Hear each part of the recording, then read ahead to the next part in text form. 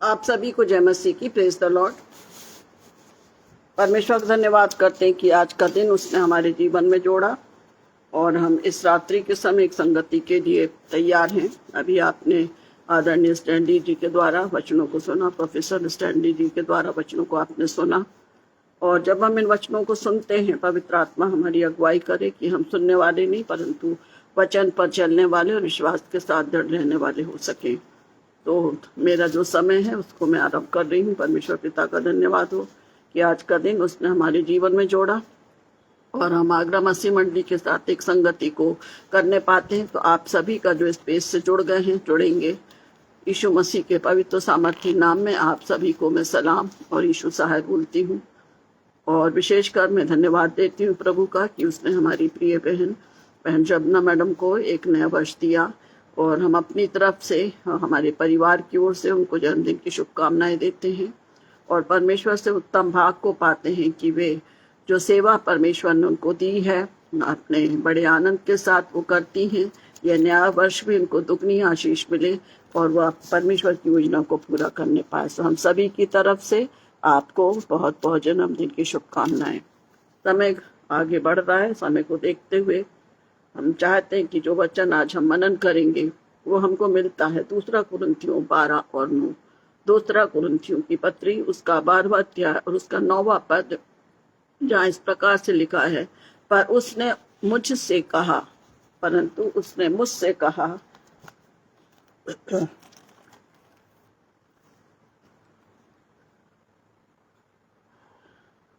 मेरा अनुग्रह तेरे लिए बहुत है, क्योंकि मेरी सामर्थ निर्बलता में सिद्ध होती है। इसलिए मैं बड़े आनंद से अपनी निर्बलताओं पर घमंड करूंगा कि मसीह की सामर्थ मुझ पर छाया करती रहे।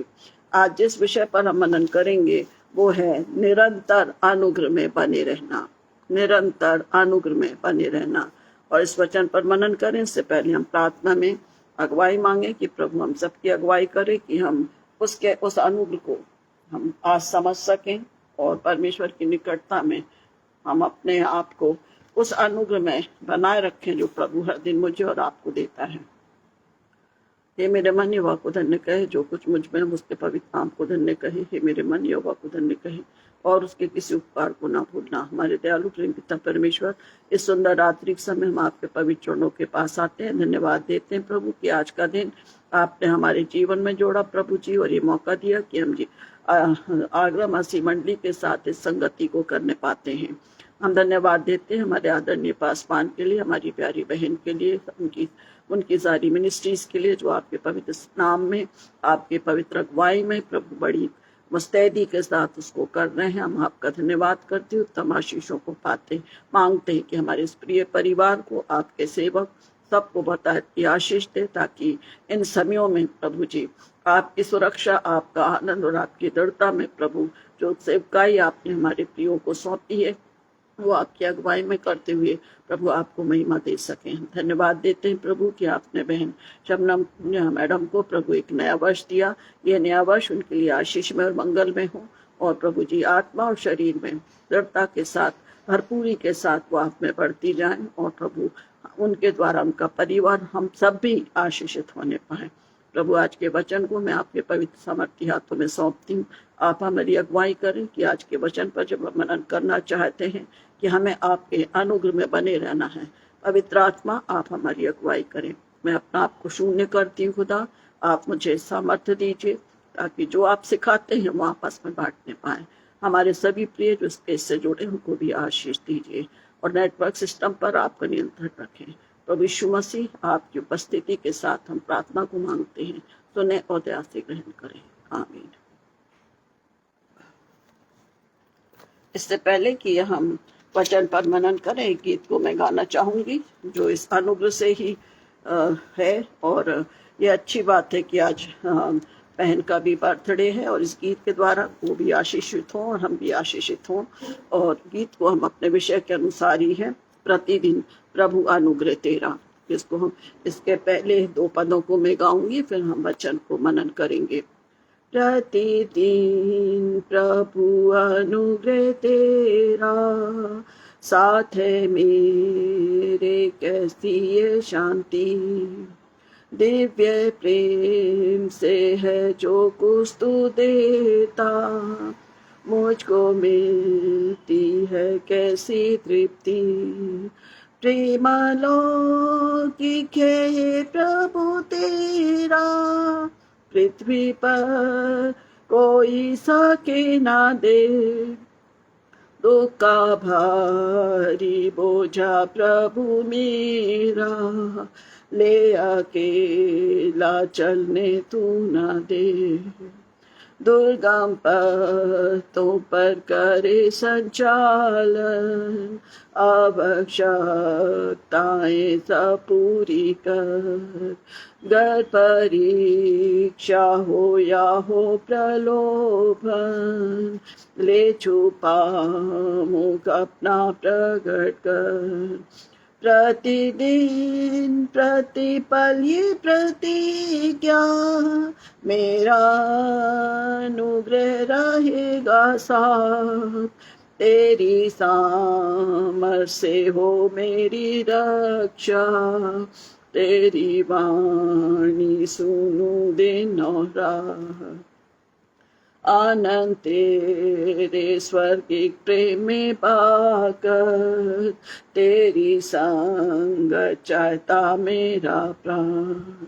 कर सहायता की ना खाऊं ठोकर, तेरा प्रेम नित रखूं मैं स्मरण।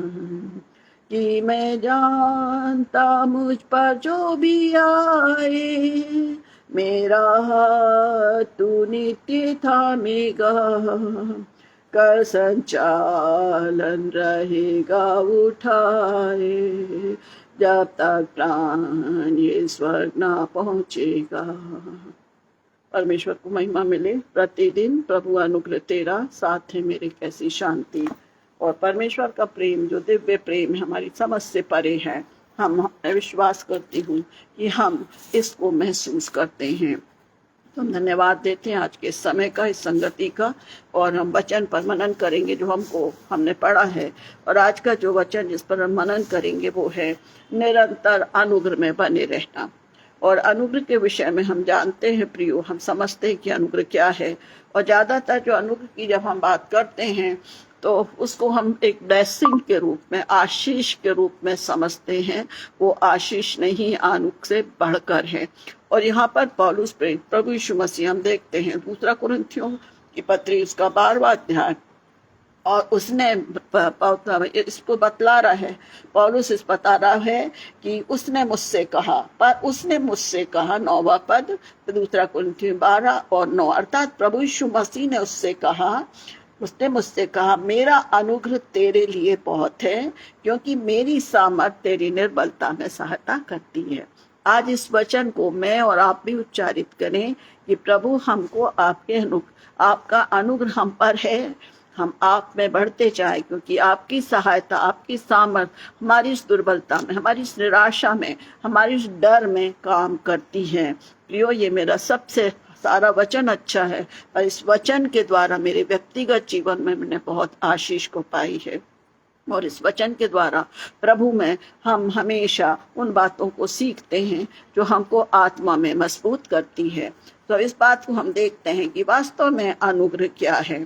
साधारण शब्दों में हम बोलते हैं दया है, ठीक है, दया है, परमेश्वर का अनुग्रह है। परंतु इसको यदि हम सही तरीके समझें तो अनुग्रह का मतलब होता है अनअर्जित कृपा, granted and receive from Christ forever एवर। अनअर्जित कृपा, जिसको हमें पाने के लिए कोई मेहनत करना नहीं पड़ता, ये कहलाता है अनुग्रह। और जब हमको मिल रही, जैसे आज हम जीवित हैं प्रियो, सब प्रकार से हमको प्रभु ने संभाला है, ये क्या है? अनुग्रह है।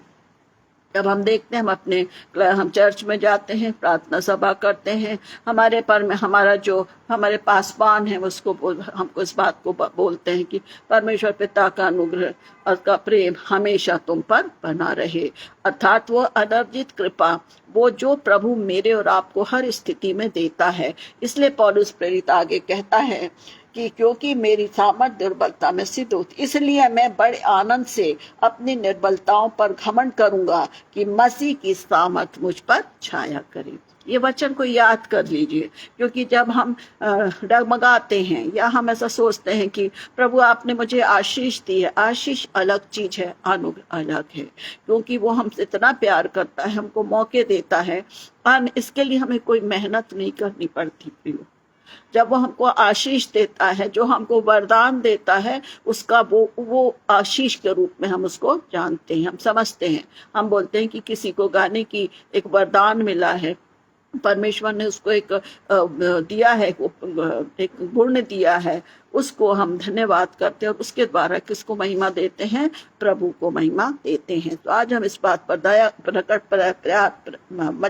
वचन मनन करेंगे कि अनुग्रह मतलब परमेश्वर की दया, परमेश्वर की दया है ना। जैसे हम एक साधारण बात देखते हैं कि जो कमी घटी में है या जो भी हम देखते हैं, हाँ हम बोल देते हैं अरे बेचारा बैठा है उसको खाना नहीं, हम दया दे देते हैं ना, दया करके उसको पैसे दे देते हैं या भोजन वस्त्र हम दया कर लेते हैं उसके संग, अरे बेचारा ऐसा बोलते हैं ना। परंतु प्रभु ऐसा नहीं बोलता। प्रभु की अनर्जित कृपा है कि तुम मेरे बच्चे हो, और परमेश्वर ने प्रभु यीशु मसीह को मेरे और आपके लिए ही दिया है, और उस अनुग्रह से प्रियो हमने जीवन को पाया है ना। और हम जीवन को इसलिए भी पाते हैं क्योंकि ये जीवन अनंत का है। हम आज हैं, कल यदि हम खत्म हो जाएंगे, मिट्टी मिट्टी मिल जाएगी, परंतु वो आत्मा जो प्रभु ने हमें दिया है उसके पास पहुंच जाएगा। ये अनुग्रह है, ये दया है, परमेश्वर का प्रेम है जो हमसे करता है प्रभु यीशु मसीह के द्वारा। तो हम देखेंगे कुछ बातों को कि निरंतर हमें अनुग्रह में बने रहना है। क्यों बने रहना है? इसके 5 पॉइंट है, 4 पॉइंट है, इस पर हम मनन करेंगे। विलाप गीत की किताब उसका 3 अध्याय और 22-23 हमको सिखाता है हम मिट नहीं गए, ये उसकी महाकरुणा का फल है। ध्यान दीजिए, हम अनुग्रह को देख रहे हैं और अनुग्रह में और आशीष में मेहरबानी से कंफ्यूज ना हो, क्योंकि अनुग्रह परमेश्वर का वो प्रेम है, वो अनुग्रह है जो हमको देता है। हमारी अयोग्यता के बाद भी वो हमसे प्रेम करता है, उसको हम कोई गिन नहीं सकते, आशीषों को भी हम नहीं गिन सकते हैं। परंतु विलाप गीत वाला लेखक कहता है कि हम मिट नहीं गए, ये यहोवा की महाकरुणा का फल है, क्योंकि वो जो प्रति भोर क्या होती है? नहीं होती जाती है, क्योंकि उसकी दया अमर है। हम बोल रहे हैं ना, दया है, ग्रेस है ना, ग्रेस। जैसे बच्चों को यदि वो थोड़ा सा 2-3 नंबर से फेल हो रहे हैं तो उसमें पास के संग लिख देता विथ ग्रेस, है ना।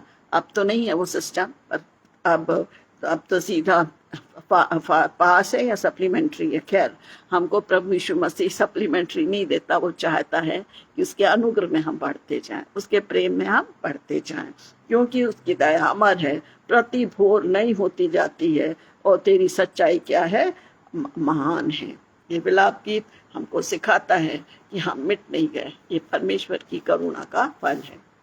पहली बात हम देखेंगे कि जब हम जब अनुग्रह में बढ़ना चाहते हैं, प्रभु का अनुग्रह मेरे और आपके जीवन में है, तो पहली बात यह है कि पवित्र आत्मा के अनुसार जीवन हमें चलना है। पवित्र आत्मा की अगुवाई से मुझे और आपको बढ़ना है, क्योंकि प्रभु यीशु मसीह ने क्या कहा जब वो जा रहा था, तो मैं तुम्हें वो सहायक दिए जा रहा हूँ जो तुम्हारी अगुवाई करेगा, पवित्र आत्मा।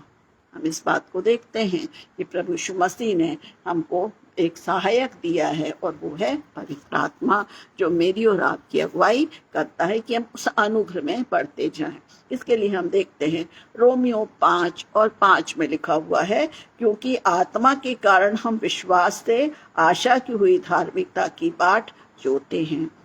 क्योंकि हम आत्मा के कारण, कौन सा आत्मा? जो प्रभु ने मुझे और आपको दिया है, वो आत्मा जो सही और गलत को समझ सकता है, वो सहायता हमको मिलती है। वचन कह रहा है रोमियो 5:5 में, क्योंकि पहला पॉइंट है पवित्र आत्मा के अनुसार जीवन बिताने में हमें मदद करता है, वो हमारी अगुवाई करेगा कि हम उस अनुग्रह में बने रहें। और पवित्र आत्मा मेरी और आपकी अगुवाई करता है, इसलिए वो कहता है कि आत्मा के कारण हम हियाव से आशा की हुई धार्मिकता की बाट को जोते हैं। धार्मिकता मतलब विश्वास से। हम जानते हैं कि हमारा प्रभु यीशु मसीह आए, हम सारी बातों को जानते हैं, पर हमको विश्वास है, हम विश्वास करते हैं कि हमारा प्रभु है, वो हमको दिखाई नहीं देता। जैसा इब्रानियों 11:11 में विश्वास की परिभाषा में हर समय आपको बताती हूँ कि अब आशा की विश्वास की अब आशा की होकर निश्चय और अनदेखी वस्तुओं का प्रमाण है विश्वास। हमने किसी ने प्रभु यीशु मसीह को नहीं देखा, पर हम विश्वास करते हैं क्योंकि उसका आत्मा मेरी और आपकी अगुवाई करता है, और वो आत्मा ही हमको उस अनुग्रह में, उस ग्रेस में बढ़ाता ले चलता है। आगे भी लिखा है, रोमियो 5:4 में लिखा है, तुम जो व्यवस्था के द्वारा धर्मी ठहरना चाहते हो, मसीह से अलग और अनुग्रह से घिर गए हो। है ना, कितने सुंदर बात है। रोमियो 5:5 को हमने पढ़ा कि आत्मा हमारे विश्वास में हमको मजबूत करता है, और रोमियो 5:4 कहता है, तुम जो व्यवस्था के द्वारा धर्मी ठहरना चाहते हो तो मसीह से अलग और अनुग्रह से गिर गए। पुराने समय में क्या था, सारी व्यवस्थाएं थी जो परमेश्वर के द्वारा उसके नबियों को, उसके लोगों को दी जाती थी, परंतु हम सब जानते हैं कि प्रभु यीशु मसीह ने उन सारी व्यवस्थाओं को, सारी आज्ञाओं को जो परमेश्वर के द्वारा दी गई थी, अपने उसके द्वारा उसने पूरी की, क्रूसिफिकेशन के द्वारा, और वो सारे जो व्यवस्था थी वो समाप्त हो गई। अब हमारे पास प्रभु यीशु मसीह है, उसका पवित्र आत्मा हमारा सहायक है और वो हमारा मार्गदर्शन करता है। इसलिए वो कहता है कि मैं कहाँ जा रहा हूँ, जगह तैयार करने जाता हूँ कि तुम्हें लेने आऊंगा। ये समय आ रहा है प्रियो, और हम वो हमारे ऊपर वो अनुग्रह है, वो अनुग्रह के समय में हम चल रहे हैं। यदि हम मनन करते हैं, आजकल ये बातों पर चल रहे हैं कि ये अनुग्रह का समय चल रहा है प्रियो, हर वचन पूरा हो रहा है। लड़ाई झगड़े जो भी हम आज की स्थिति में देख रहे हैं, परमेश्वर का धन्यवाद हो कि हमारे प्रभु हमसे अपना प्रेम करता, हमारा परमेश्वर, कि उसने अपने अनुग्रह से मुझे और आपको यीशु मसीह दिया। उसने उन सब बातों को प्रकट कर दिया जो हो रही हैं। ये परमेश्वर का अनुग्रह है कि हम मिट नहीं गए। और वचन के द्वारा हम देखते हैं रोमियो 5:18 में, यदि तुम आत्मा के चलाए चलते हो तो व्यवस्था के अधीन ना रहे। हम व्यवस्था का पालन नहीं करेंगे। जैसे पाप बलि, होम बलि, मेल बलि चढ़ाया जाता था, पर प्रभु यीशु मसीह ने एक बार अपने आप को दिया, और हम स्वयं, जैसे पौलुस प्रेरित कहता है, अपने आप को ही, हमारी उन बुराइयों को, हमारी दुर्बलताओं को हमें क्या करना है, छोड़ना है। शुद्ध मन, वचन कहता है कि टूटा हुआ मन, दाऊद राजा कहता है, टूटा हुआ मन परमेश्वर के योग्य क्या है, बलिदान है। इतना अनुग्रही परमेश्वर है कि वो हमारे पापों को क्षमा करता है, हमको मौके देता है, और उसी अनुग्रह के द्वारा प्रियो आज हम अपने आप को जांचे कि हम में क्या खूबी है, हम क्या कर रहे हैं प्रभु के लिए। पर यदि हम देखें, उतना प्रेम है, वो अनुग्रह है, वो ग्रेस है, वो दया है, जिसके कारण मैं और आप आज तक जीवित हैं। और हम धन्यवाद देते हैं। यदि हमारे जवान बच्चे भी इस वचन को सुनते हैं तो हम उस उम्र में पढ़ते जा रहे हैं, परंतु देखें कि हर वचन जो बाइबल में हम सीखते हैं, बाइबल में हम पढ़ते हैं, वो पूरा हो रहा है, वो पूरा हो रहा है। इसलिए हमको वचन सिखाता है कि मसीह, तुम आत्मा में, हमें प्रभु में बने रहना है। यदि आत्मा के चलाए चलते हैं तो व्यवस्था के अधीन नहीं रहे। क्यों नहीं रहे? क्योंकि हम प्रभु के अगुवाई में, पवित्र आत्मा की अगुवाई से अपने जीवन का संचालन करते हैं। इसके बाद हम देखते हैं कुलुसियों की पत्री और उसका 3 अध्याय और 5 और 10। कुलुसियों 3, 5 और 10 में लिखा हुआ है। देखिए, मैं पढ़ूंगी आप लोग के लिए। कुलुसियों 3 और 5 से 10। इसलिए अपने उन अंगों को मार डालो जो पृथ्वी पर हैं, अर्थात व्यभिचार, अशुद्धता, दुष्ट कामना, बुरी लालसा, लोभ को जो मूर्ति पूजा के बराबर है। इन ही के कारण परमेश्वर का प्रकोप आज्ञा ना मानने वालों पर पड़ा, और तुम भी जब इन बुराइयों में जीवन बिताते थे तो इन्हीं के अनुसार चलते थे। 8वां पद, पर अब तुम भी इन सब को, अर्थात क्रोध, रोष, बैरभाव, निंदा और मुंह की गालियां बकना, ये सब बातें छोड़ दो। एक दूसरे से झूठ मत बोलो, क्योंकि तुमने पुराने मनुष्यत्व को क्या किया है, उसके कामों समेत उतार डाला है। क्योंकि एक दूसरे से झूठ मत बोलो, क्योंकि तुमने पुराने मनुष्यत्व को उसके कामों समेत उतार डाला है और नए मनुष्यत्व को पहन लिया है, जो अपने सृजनहार के स्वरूप के अनुसार ज्ञान प्राप्त करने के लिए नया बनता जाता है। इस प्रकार हमने देखा कि पुराना जीवन और नया जीवन परमेश्वर के अनुग्रह से ही, प्रभु के अनुग्रह से हमें मिलता है। इसमें कुलूसियों 3 और 5 से हमने 10 तक 11 तक पढ़ा है। उसका हेडिंग है पुराना जीवन और नया जीवन। प्रभु मुझे और आपको सिखाता है, जैसे भी हम देख रहे हैं कि हमें निरंतर अनुग्रह मिलता है और पवित्र आत्मा मेरी और आपकी अगुवाई करता। हमारा पहला पॉइंट क्या है कि पवित्र आत्मा हमारी अगुवाई करता। हमारी पवित्र आत्मा के अधीन रहते हुए हमें जीवन जीना है और वो हमको और भी उस अनुग्रह से भरेगा जिसमें हम जीवन जीकर प्रभु की इच्छा को पूरी करने पाएंगे। दूसरा पॉइंट है आशा में धैर्यशील रहना। आशा में धैर्यशील रहना ये हमसे नहीं हो पाता। हम क्या सोचते हैं कि आज मैंने प्रार्थना किया है, आज मैंने वचन पढ़ा है, तो उसका उत्तर मुझे तुरंत मिलेगा। हम सेकंड पॉइंट पर आ गए। पहला पॉइंट हमने देखा था कि पवित्र आत्मा के अनुसार हम जीवन बिताते और चलते हैं, तब हम अनुग्रह में बने रहते हैं। दूसरा पॉइंट है अनुग्रह में बने रहने के लिए आशा में धैर्यशील बने रहो। आशा में आनंदित रहो, पौलुस कहता है ना, आशा में आनंदित रहो। बच्चों ने अपने एग्जाम दिए हैं, इंटरव्यू दिए, आशा लगी रहती है हमने अच्छा किया, हमारे पास रिजल्ट आएगा। इसी प्रकार हमें याद रखना है प्रियो कि मेरे और प्रभु ने हमको सब दिया है, वो आने वाला है। हम अपने आप को जांच लें, हमारे वो अनुग्रह जो हम पर अब तक बना है, हमने उसके लिए क्या किया। और इसमें वचन सिखाता है रोमियो 8 और 24-25।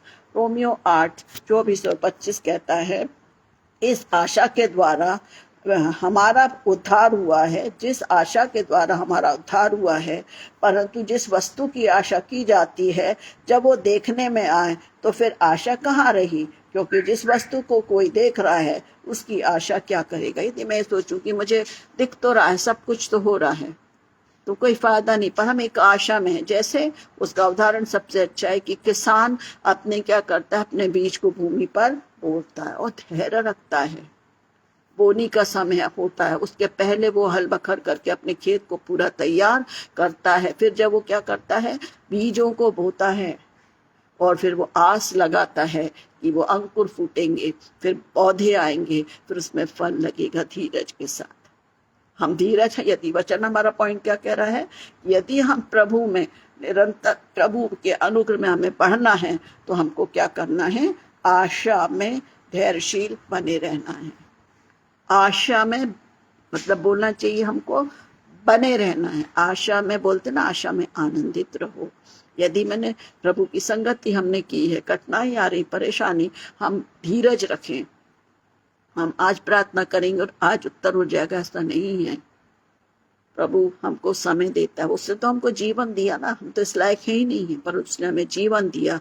इसलिए वचन कहता है कि हमें आशा के साथ, किसान भी क्या करता है, एक धीरज रखता है और उसको ये पता है कि मैंने बीज बोया है, आशा करता है, धीरज रखता। आज पानी गिरेगा, उसके बाद छोटे छोटे कोंपल निकलेंगे।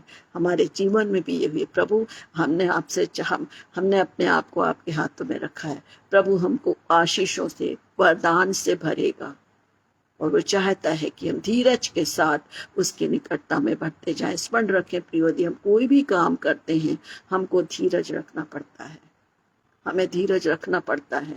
हम अपने भोजन को बनाते, उसके लिए भी हमें धीरज रखना पड़ता है। भले आज कितनी भी मॉडर्नाइज हो जाए, एक सीटी में 4 खाने बन जाएंगे, परंतु हमें धीरज रखना है।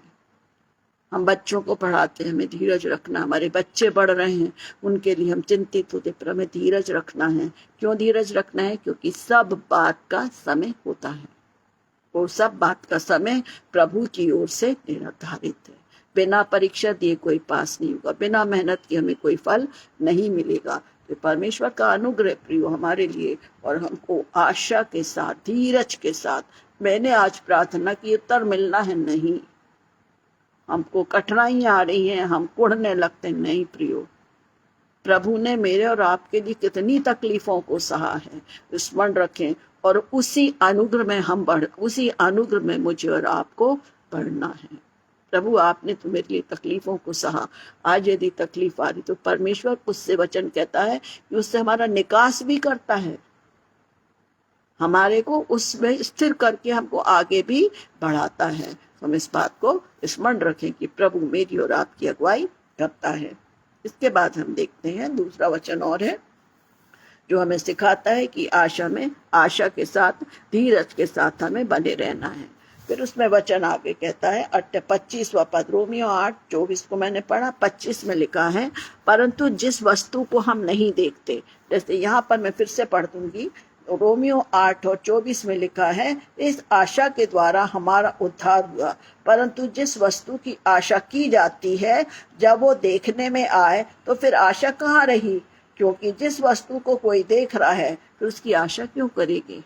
हमने तो देख लिया, पौधा उग गया, फिर हम क्यों आशा करेंगे। परंतु वास्तविक आशा क्या है, यहाँ लिखा है, परंतु जिस वस्तु को हम नहीं देखते यदि उसकी आशा रखते हैं तो धीरज से उसकी बाट भी जोते हैं।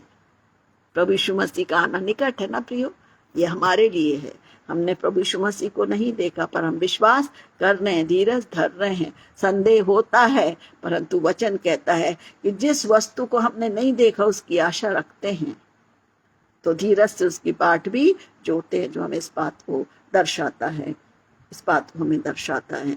सारी बातें हमें वचन की पूरी हो रही हैं। अब हमें तैयार रहना है ना, हमें तैयार रहना है, क्योंकि हम वचन क्या कर रहे हैं, क्या हमारा विषय है, निरंतर अनुग्रह में बने रहो। प्रभु ने हमको अपने हाथों से ऐसा ढांप के रखा है, पर हम यहाँ वहाँ हटना मांगते हैं। इसलिए पौलुस प्रेरित सिखाता है कि हम उसकी आशा में लगे रहें। इसके साथ ही इब्रानियों 3 और 6 में लिखा हुआ है, इब्रानियों की पत्री उसका 3रा अध्याय और 6वें पद में लिखा है, परंतु मसीह पुत्र के समान परमेश्वर के घर का अधिकारी और उसका घर हम हैं, यदि हम साहस पर और अपनी आशा के घमंड पर अंत तक दृढ़ता से स्थिर रहें। वचन इस बात को हमें सिखा रहा है कि हमारे लिए प्रभु ने उन बातों को रखा है।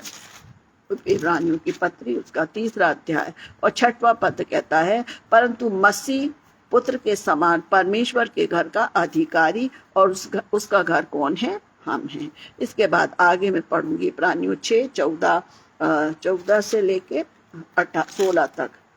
इब्रानियों 6:14 से लेके उसकी अटल प्रतिज्ञा, वह एडिंग वन और लिखा हुआ है अटल प्रतिज्ञा। हमें दृढ़ रहना है ना, तो इसलिए हमें ध्यान रखना है। इब्रानियों 6:14 से 18 तक मैं पढ़ रही हूँ।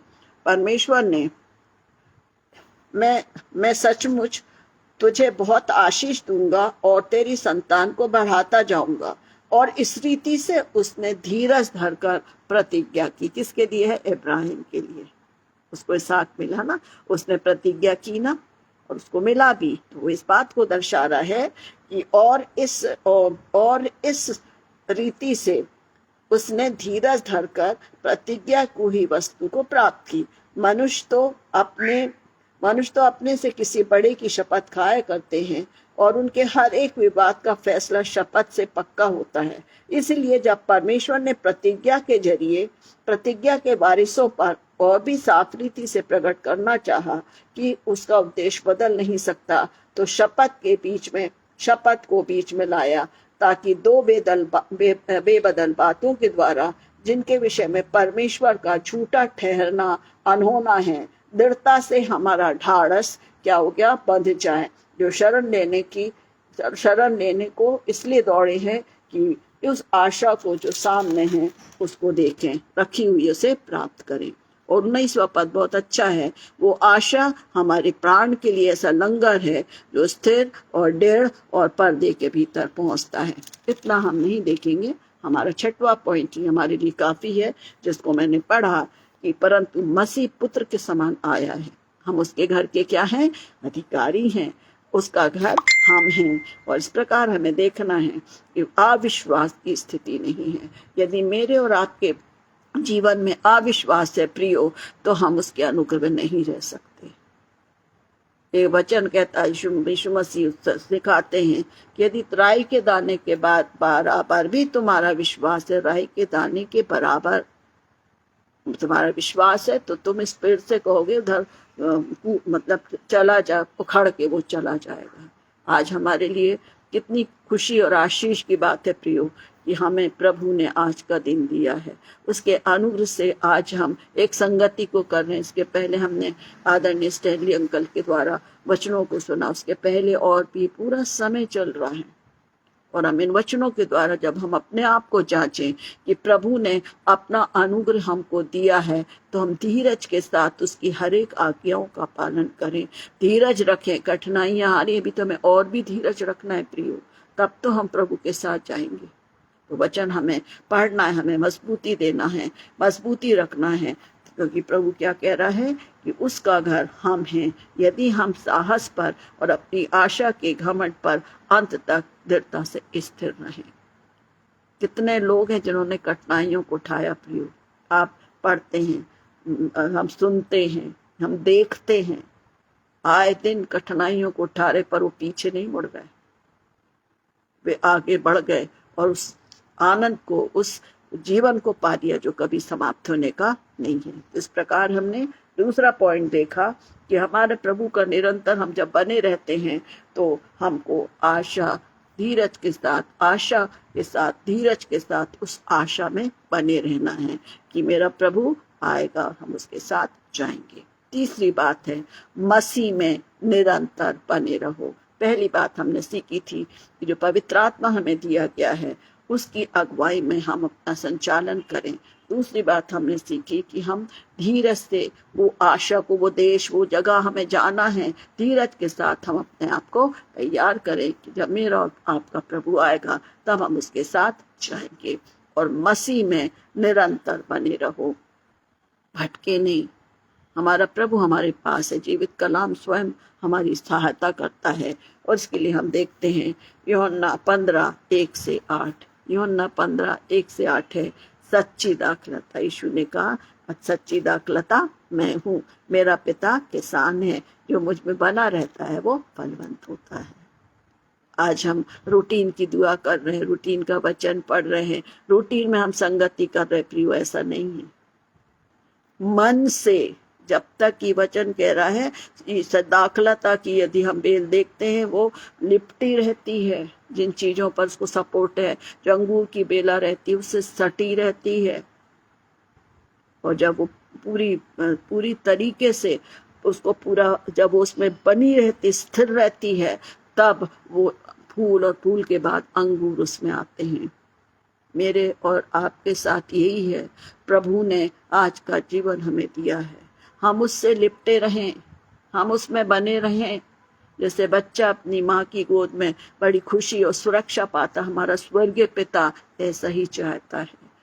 डर लगता है, बच्चा दौड़ के माँ के पास आता है। आज कठिनाइयां हैं, वचन ने सिखा दिया, प्रभु जी ने पहले ही बोल दिया सारी चीजें आएंगी, लड़ाई और दुनिया भर सब कुछ आप सब जानते हैं। हम क्यों यहाँ वहां भागे, हम प्रभु की संगति में रहें, क्योंकि उसका अनुग्रह मेरे लिए बहुत है। उसके अनुग्रह के द्वारा मैं और आज आप बैठे हैं, इसलिए मसीह में निरंतर हमको बने रहना है। वचन क्या कहता है यूहन्ना 15:1-8 में कि सच्ची दाखलता मैं हूँ, जो मुझ में बना रहता है ना, जो मुझ में बना रहता है वो फलवंत होता है। तो उसके लिए है कि वो क्या करता है, उसको छांटता भी है। क्यों छांटता है? ताकि उसके फल अच्छे आए। हम बडिंग करते हैं गुलाब के पेड़ों में छोटी छोटी चीजों को, उसका यदि ज्यादा आना है खाद भी डालते, खाद मतलब हम आत्मिक भोजन, हमको इसको लेना है और बहुत फल हमको लाना। जब हम प्रभु में बने रहेंगे प्रियो, प्रभु से सामर्थ पाएंगे। प्रभु ने हमको सहायता दिया है, पवित्र आत्मा मेरी और आपकी मदद करेगा कि हम कठिनाइयों में भी हर एक स्थिति में बने रहें प्रियो। हर एक के पास है अनुभव है, हमारे दुख में, हमारी बीमारी में, हमारे अलगाव में प्रभु के साथ हमें जुड़े रहना है, क्योंकि सच्ची दाखलता कौन है? मेरा और आपका प्रभु है। प्रभु यीशु मसीह क्या कहता है? मेरे पिता की महिमा इसी में है कि तुम बहुत सा फल लाओ। एक फल नहीं लाना है, आत्मा के 9 फल हैं। और उस फल के लिए भी प्रभु क्या कहता है, एक दृष्टांत यीशु मसीह बताता है कि मैं 3 साल से आ रहा हूं पर इसमें कोई फल ही नहीं दिख रहा है, तो इसको काट डाल। माली क्या कहता है, 1 साल इस बार से और छोड़ दे, इस बार और छोड़ दे। तो फले नहीं तो काट दूंगा। वो मेरा प्रभु है, मेरा और आपका प्रभु है, जो अपने पिता से मांग रहा है कि मेरे बच्चों को समय दे दे। अनुग्रह है प्रियो, हम अनुग्रह के प्रेम को समझ रहे हैं। निरंतर जब हम अनुग्रह में बने रहते हैं, हमें पवित्र आत्मा हमारी अगुवाई करता है। धीरज के साथ हमें उसमें बने रहना है और मसीह में मिल जाना है, मसीह में बने रहना स्थिरता के साथ। और चौथी बात हम देखेंगे कि विश्वास में निरंतर हम बने रहना है, हमको यहाँ वहां नहीं प्रार्थना। तीसरी बात के लिए एक और वचन है जो इब्रानियों 3:14 में मिलता है। वो लिखा है, क्योंकि हम मसीह के भागीदार हुए हैं, यदि हम अपने प्रथम भरोसे पर अंत तक दृढ़ता से स्थिर रहें। तो क्या है? शब्द, वचन का शब्द जो हम सुनते हैं और सुनना उसको मन को ग्रहण करता है। इसको पढ़ेंगे हम। इब्रानियों 3:14 में लिखा हुआ है, क्योंकि हम मसीह के भागीदार हुए हैं, यदि हम अपने प्रथम भरोसे पर अंत तक दृढ़ता से स्थिर रहें। तो जैसा कहा गया है कि यदि आज तुम उसका शब्द सुनो तो अपने मनों को कठोर ना करो, जैसा कि क्रोध दिलाने के समय हुआ था। हमें ताड़ना मिलती है, इसका मतलब नहीं कि प्रभु हम कोई बदल हम ऐसे काम के थे, ऐसा नहीं है। हम अपने बच्चे को ताड़ना देते हैं जब वो गलती करता है, और यदि हमने उसकी गलतियों को छोड़ दिया प्रियो, तो आज हम देख रहे हैं कि हमारे जवान बच्चे किस प्रकार से कहाँ जा रहे हैं। अरे बोलेंगे तो कुछ कर लेगा, अरे होगा नहीं। प्रभु हमको मौके देता है, बहुत सिखाता है प्रभु, क्योंकि वो हमसे बहुत प्यार करता है, इसलिए तो अपने अनुग्रह में वो हमें बनाए रखता है। तो जो यदि भूल होती है, हमें प्रभु के निकट बने रहना है और उसके अनुग्रह में क्या करना है? हमेशा दृढ़ता के साथ हमें रहना है। और वचन इस बात को कहलात करता है कुलुस्सियों की पत्री और उसका 2 और 6 से 7 भी मैं पढ़ूंगी। कुलुस्सियों की पत्री 2:6-7। अतः जैसे तुमने मसीह यीशु को प्रभु करके ग्रहण कर लिया है, वैसे उसी में चलते रहो। आगे लिखा है, उसी में जड़ पकड़ते और बढ़ते जाओ, और जैसे तुम सिखाए गए हो वैसे ही विश्वास में दृढ़ होते जाओ और अधिक धन्यवाद करो। परमेश्वर का अनुग्रह हम पर है प्रियो। इसलिए कुलुस्सियों की पत्री में और उस प्रेरित इस बात को सिखा रहा है कि हमें क्या करना है? उसी में जड़ पकड़ते जाना है, मसीह में निरंतर बने रहना है। देखिए पौलुस ने कितनी तकलीफों को उठाए, पर उससे नहीं छोड़ा, बना रहा। और देखने कितना अद्भुत काम प्रभु यीशु मसीह ने उसने प्रभु यीशु मसीह के लिए किया। आज हम बचपन से वचन सुन रहे हैं, हम बचपन से सीख रहे हैं, पर क्या मैं और आप आज इस बात को कहें, वचन के अनुसार कह सकते हैं कि हम प्रभु में निरंतर हैं, हम प्रभु के लिए काम कर रहे हैं, हमारे जीवन में वो फल है जो हमारे प्रभु को महिमा दें। बड़ी गंभीरता के साथ प्रियो हम सोचें कि प्रभु ने अपना जीवन दिया है, प्रभु ने हमको, हम मिट नहीं गए, इसकी माँ करुणा का फल है, वो अनुग्रह है जिसको हम बोल रहे हैं कि वो क्या है? अनअर्जित कृपा। परमेश्वर की अनर्जित कृपा में बने रहने पर हम मनन कर रहे हैं। और आखिरी हिस्सा जो हम देखेंगे वो है, चौथा पॉइंट है, विश्वास में निरंतर बने रहो। 3 पॉइंट हमने मनन किया, उसको रिपीट करके चौथे पर जाएंगे। हमें पवित्र आत्मा की अगुवाई में बढ़ते जाना है। दूसरी बात है, हमें धीरज रखना है। तीसरी बात है, हमें मसीह में निरंतर बने रहना है। और चौथी और आखिरी बात है, विश्वास में, पहले तीसरे पॉइंट में हमने देखा है, मसीह में निरंतर बने रहो, उसी में जड़ पकड़ते जाओ, और जैसा तुम सिखाए गए हो वैसे ही रहो। हम कंट्रोवर्सी में ना जाएं। आज बहुत अदल बदल के समझाए बताया जाता नहीं प्रियो। जो पवित्र आत्मा की अगुवाई लेते हुए हमें वचन सीखना है, वचन में बने रहना है, उसमें जीवन जीना है। आखिरी पॉइंट जो है वो है, विश्वास में निरंतर बने रहो। शद्रक मेशक अबेदनगो को हम जानते हैं, दानियल को हम जानते हैं, सिंह की मान में डाल दिया गया। और मेरे को वो वचन बहुत अच्छा लगता है कि जो राजा बेचैन था, क्योंकि वो दानियल से प्यार करता था, उसको पता था वो वचन जब लिखता है कि वो बेचैन था और वो सुबह उठ के गया और क्या तेरे परमेश्वर ने तुझे बचाया है, और वो कहता हाँ मेरे परमेश्वर ने मुझे बचाया, मेरे परमेश्वर ने सिंहों का मुंह बंद किया है। विश्वास में निरंतर रहना है। अब्राहम से बोला चला जा,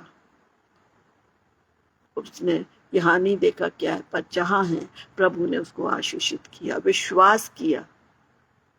ये हम सारे वचन में देखते हैं, छोटी छोटी बातों में हमें विश्वास के विषय निरंतर बने रहने में अगुवाई की। जितनी भी चंगाई हुई हम देखते हैं, यदि जिसको दिखाई नहीं दे रहा था उसने उसको बोला कि तू हाँ देखने लग। उन्होंने प्रश्न नहीं किया प्रियो, पर आप छू तो लो प्रभु, हम मांगते हैं। उसके बाद कहते प्रभु ऐसा तो नहीं हुआ, प्रभु ने सब कर दिया, फिर भी हम अपनी इच्छा प्रकट कर रहे हैं। ये है हमारा विश्वास कमजोर पड़ता है। क्यों?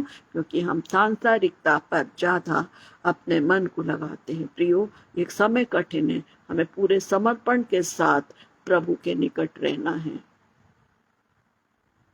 किसी ने भी कोई भी जो उसके लोग थे उन्होंने उस पर विश्वास किया। उन्होंने ये नहीं बोला कि प्रभु ने बोला इस तरफ जाल डालो, प्रभु हम तो दिन भर मेहनत कर रहे थे, एक मछली नहीं निकली। उसने विश्वास किया, बोले इधर डाल दो, ने डाल दिया, कोई आर्ग्यूमेंट नहीं किया।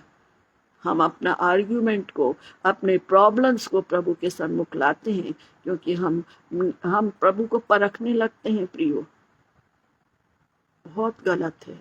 क्षमा मांगती मैं प्रभु से कि हम कभी परखने का काम ना करें। आज का जीवन जो कुछ है प्रभु ऐसा हो जाता, क्यों हो जाता? क्योंकि प्रभु जानता है मेरे और आपके लिए क्या जरूरी है, वो हमारी समझ से बढ़कर दिया है। परख कर देखो कि यहोवा कैसा भला है।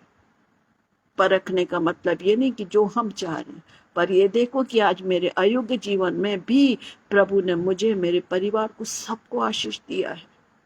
हमारे जीवन उस बात की गवाही दे कि मैं अपने, मेरे प्रभु के अनुग्रह में आज हम हैं।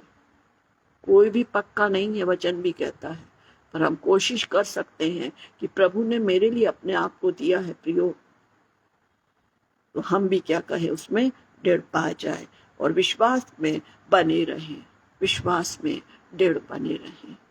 उसके लिए वचन पढ़ेंगे कुलुसियों 1:23। कुलुसियों 1:23 में लिखा हुआ है,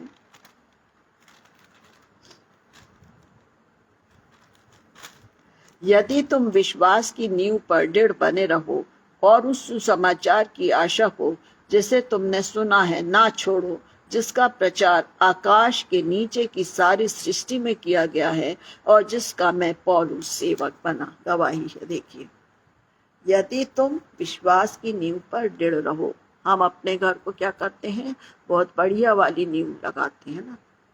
पहले तो पत्थर वगैरह डालते थे, आज पूरा लोहा है ना।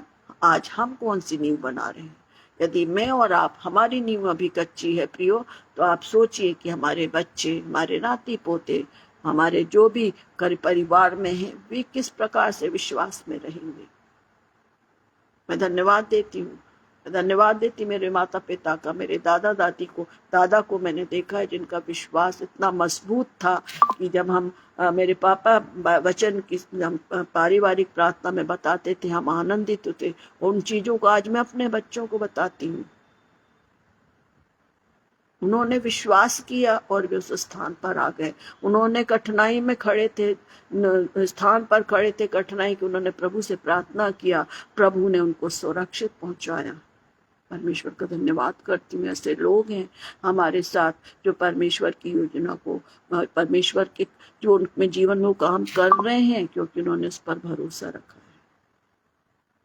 आज मैं और आप भरोसा रखें, और जैसा वचन कह रहा है, और उस सुसमाचार की आशा जिसने तुमने सुना है ना छोड़ो, जिसका प्रचार आकाश के नीचे की सारी सृष्टि में किया गया है, जिसका मैं सेवक पौलुस सेवक बना।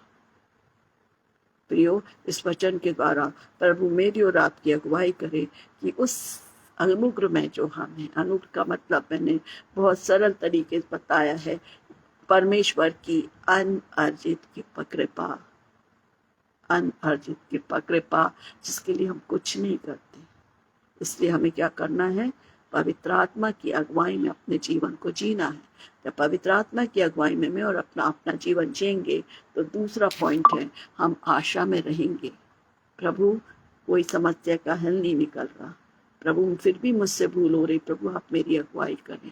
प्रभु मुझे कोई रास्ता दिखाई नहीं दे रहा, प्रभु एक के बाद एक परेशानी आ रही है, आप इन पर जयवंत होने की सामर्थ्य दीजिए। करेगा प्रभु। तीसरी बात हमने देखा है, मसीह में निरंतर बने रहना है। जब वो बीज प्रभु यीशु मसीह का वचन मेरे और आपके मन में डूब गया है तो उसको दबाए नहीं, संदेह के द्वारा या देख कर नहीं, हम विश्वास करें, प्रभु मैंने आपसे मांगा है इसको, इस पौधे को जो मेरे जीवन में है, हमारे जीवन में है, उसको फलवंत करने के लिए मुझे बल दीजिए। हवा भी चलेगी, पानी भी गिरेगा, पर जब हम उसमें हैं, क्योंकि वो हमको ढांपे रहता है, और फिर हम छोटे छोटे अपने प्रभु की फलों से हम भरते हुए उसको महिमा दे सकें। और आखिरी बात है कि हमें विश्वास में बने रहना है, हमें विश्वास में बने रहना है, और इसके लिए हम बराबर प्रभु से बल और सामर्थ पाएं और प्रभु की महिमा के लिए अपने आप को तैयार रखें। प्रभु वचनों के द्वारा हमारी अगुवाई करे कि हम में से हर एक प्रभु के अनुग्रह को जान ले, महसूस करे, क्योंकि प्रभु ने हम सबको एक सा समान प्रेम रखा है। वरदान भिन्न भिन्न दिए हैं, पर वो चाहता है कि हम उस विश्वास में दृढ़ रहें। प्रियो, मैं आप सबसे निवेदन करूंगी कि प्रार्थनाओं में प्रभु से प्रार्थना करें, दृढ़ता से मांगें, ताकि इस समय में जो कठिनाई के हैं हम दृढ़ रहें और प्रभु की महिमा को अपने जीवन में अपने लोगों के सामने हम देखने पाए, क्योंकि वह अपनी प्रतिज्ञा को पूरा करने वाला सामर्थ्य परमेश्वर है। इस वचन के द्वारा प्रभु हम सबकी अगुवाई करे और परमेश्वर का अनुग्रह हम में से हर एक पर बहुतायत से बना रहे, वो हम लेते जाएं और उसके लिए इस्तेमाल किए जाएं। छोटी प्रार्थना के साथ समाप्त करेंगे। हमारे दयालु पिता परमेश्वर, इस सुंदर समय के लिए हम आपका धन्यवाद करते हैं, इस संगति के लिए हम आपका धन्यवाद करते हैं। और आज आपने सिखाया प्रभु कि हम आपके अनुग्रह के द्वारा हमें जीवन मिला है, वो अनर्जित कृपा जो हमें कुछ करना ही नहीं, हमको सुबह का भोर का प्रकाश दिखता है, दिन भर आप हमें एक एक क्षण प्रभु जी आप हमारे साथ हैं, हमारी अगुवाई करते हैं, हमारे सारा प्रबंध करते हैं। मेरे पिता, इन वचनों के द्वारा मैं आपसे प्रार्थना करती हूँ कि हमारी अगुवाई करें, पवित्र आत्मा हमारी अगुवाई करें कि हम दृढ़ हों, उस बीज के समान प्रभु जी अंकुरित हों और प्रभु उस फल को लाए जो आप हमें देखना चाहते हैं। पवित्र आत्मा में आपकी अगुवाई अपने लिए और अपने प्रियों के लिए चाहती हूँ। इस वचन को फलवंत करिए प्रभु, पवित्र आत्मा इस वचन को आप फलवंत करें, ताकि बहुत सा अनाज प्रभु के खत्ते में जमा हो। पुनः हम धन्यवाद देते हैं हमारे पासवान अनुपम डेविड जी के लिए, उनकी मिनिस्ट्री के लिए, उनकी सेवाओं के लिए, उनके सारे ग्रुप के लिए, और विशेषकर बहन के लिए, शबनम मैडम के लिए एक नया वर्ष आपने दिया है। इन आशीषों को प्रभु ने उनके लिए आपसे चाहती हूँ, ताकि वो और भी आप में मजबूत होकर उस बड़ी जवाबदारी को जो आपने उनको और उनके पूरे परिवार को दिया है, प्रभु आपको महिमा देते जाएं और उस भाग को पाने जो आपने उनके लिए रखा है। धन्यवाद हो प्रभु। आने वाले समय में जो भी वचन को बांटेंगे प्रभु, उनको भी आप बल सामर्थ्य दीजिए, होने दीजिए प्रभु कि इस पेज के द्वारा हर जुबान आपको जाने, आपके नाम को ले, हर एक घुटना आपके लिए झुके, हर हृदय आपके लिए झुके, क्योंकि समय निकट है। पिता, जाने अनजाने में जो भी पाप और अपराध दया करके क्षमा करें। रात्रि में आप अपने वचनों के द्वारा हमें सिखाएं, मर्जी हो तो हमें भोर का प्रकाश दिखाएं, कि हम याद रखें कि आपका अनुग्रह हम पर है और हम आपकी अगुवाई में उस सेवा को, उस काम को करें, उस सेवा के लिए, उस योजना के लिए इस्तेमाल हो जो आप हमसे चाहते हैं। सभी बातों में केवल आपको महिमा मिले, इस विनती को सुने और दया से ग्रहण करें। आमीन। यीशु सहाय। शुभ रात्रि।